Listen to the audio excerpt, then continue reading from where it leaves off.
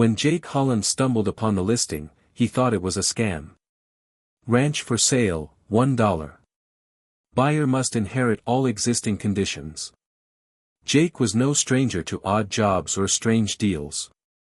A 32-year-old former Marine turned construction worker, he had recently lost his father and was looking for a change of pace, a quieter life away from the crowded streets of Houston. The thought of owning land, a ranch no less, had always seemed like a distant dream.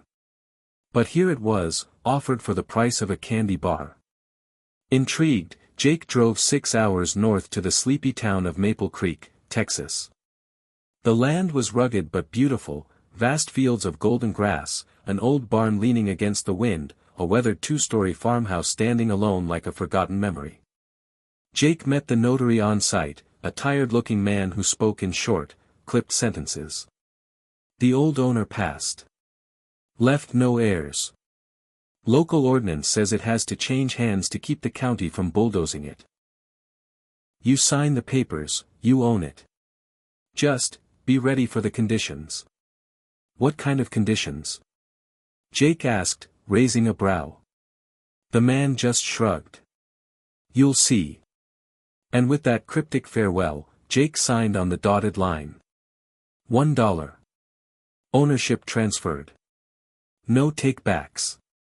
He didn't expect the house to be in great shape, but what he didn't expect was the flicker of candlelight in the window, or the whisper of movement upstairs. Clutching the rusty doorknob, he pushed open the creaking front door. Hello, he called out. Silence. Then, faint footsteps descending the staircase. A girl, barely 13, stood at the bottom of the stairs. Her long, tangled hair fell over her shoulders, and her pale face held a mix of fear and defiance.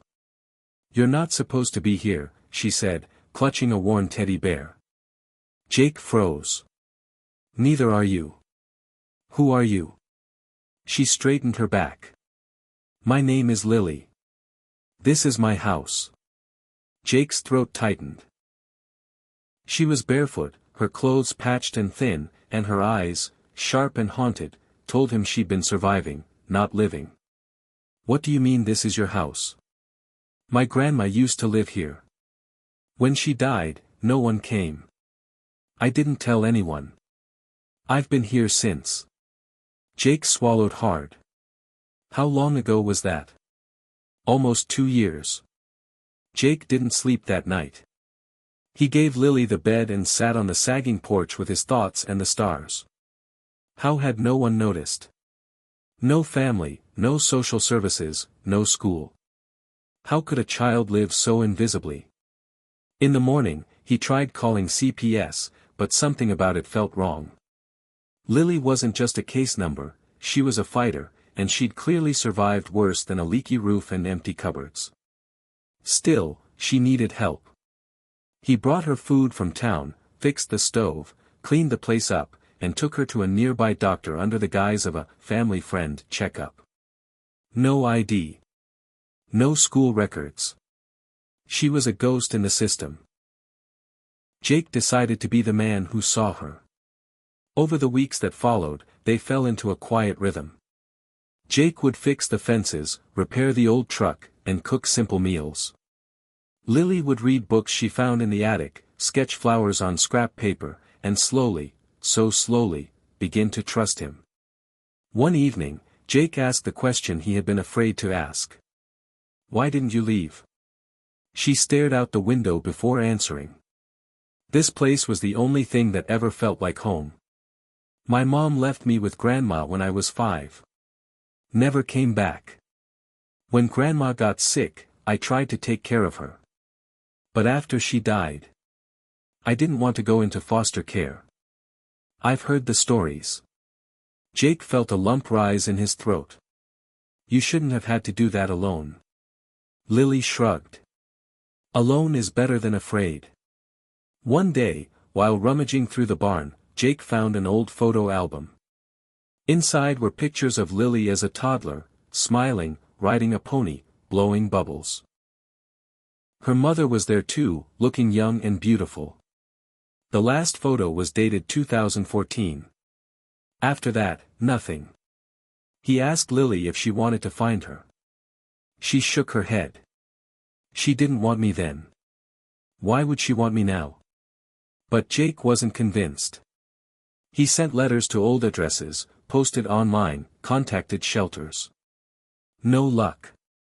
Until one night, his phone rang. It was a woman named Tara, Lily's mother. I didn't know she was alive, she whispered. My mother said she'd take care of her until I got on my feet. But I was a mess back then, drugs, bad relationships, jail time. When I finally cleaned up, my mom told me Lily was adopted and gone. I didn't ask questions. I didn't think I deserved to. Jake clenched the phone. She's been living alone for nearly 2 years. There was a long pause. I want to see her, Tara said, voice cracking. If she'll let me. When Jake told Lily, she went pale. I don't want to see her. I understand, Jake said gently. But if you ever change your mind, the choice will be yours. 3 nights later, Lily stood by the window, her sketchbook in her lap. What if she's different now, she asked. Jake smiled. Then maybe you both get a second chance. The reunion was cautious and quiet. Tara arrived with trembling hands, tears streaming down her face the moment she saw her daughter. Lily didn't run into her arms. She didn't cry. She just stood there, studying her. You left me, she whispered. I know, Tara said, falling to her knees. And I've regretted it every day since. For a long while, neither of them moved. Then, slowly, Lily stepped forward and placed her tiny hand in her mother's. Jake didn't expect what happened next. 2 weeks later, Lily came to him with a paper in her hand. I want you to be my legal guardian, she said softly. Not instead of her. But because you didn't give up on me. Jake stared at the paper. It was a handwritten form she'd printed from the library.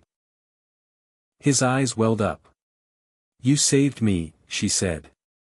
Now I want to stay. They renovated the house together.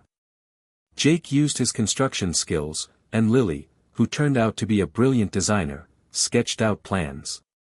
They built a greenhouse, a chicken coop, even started growing vegetables and offering weekend trail rides. People from town came out to see the ranch that had once been abandoned. Jake renamed it Second Chance Ranch. Lily started school. She was shy but smart, quick to help, always kind. Tara visited on weekends, sometimes helping in the garden, sometimes just sitting with her daughter under the stars. The town began to talk about them, not in whispers, but with admiration. A man who bought a ranch for $1, and ended up finding a family he never knew he needed. Years later, when Jake was invited to speak at a school event about resilience, he said something that would stay with everyone who heard him. Sometimes the things you think are broken aren't broken at all. They're just waiting for someone to believe in them. He looked over at Lily, now 15, standing tall with paint on her jeans and dirt under her nails, and smiled. I didn't rescue her, he said. We rescued each other. And in the end, that $1 ranch gave them something priceless, a place to call home, a bond stronger than blood, and a reminder that even in the most unexpected places, love can grow wild and free.